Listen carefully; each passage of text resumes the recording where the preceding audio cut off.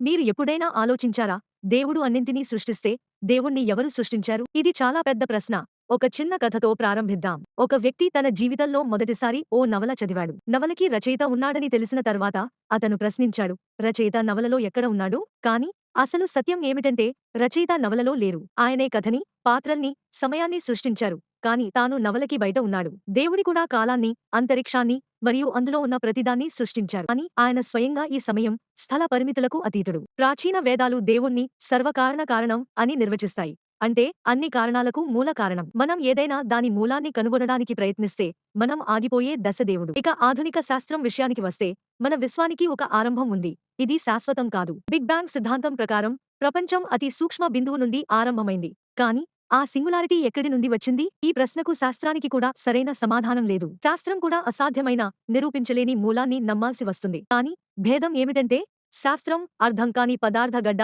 లో మూలం ఉందని చెబుతుంది. ఆధ్యాత్మికత అసాధారణమైన జ్ఞాన సంపన్నుడు మూలం అని చెబుతుంది. ఇప్పుడు మీరు ఏది ఎక్కువ తర్కబద్ధంగా అనిపిస్తుందో చెప్పండి. ఇల్లు కట్టడానికి ఇటుకలు స్వయంగా కట్టుకుపోతాయా? లేదా ఒక తెలివైన వ్యక్తి వాటిని కడతాడా? మన విశ్వం, ప్రకృతి, నియమాలు అన్నీ ఒక బుద్ధిమంతుడైన సృష్టికర్తను సూచిస్తున్నాయి, యాదృచ్ఛిక ఉనికిని కాదు. దేవుణ్ణి ఎవరు సృష్టించారు? ఎవరూ కాదు. ఎందుకంటే ఆయన సృష్టికర్త, సృష్టి అనే గొలుసుకు అతీతుడు. ఆయన సర్వకారణ కారణం, అన్నిటికీ మూలం. మీ అభిప్రాయాలను కామెంట్స్లో తెలియజేయండి.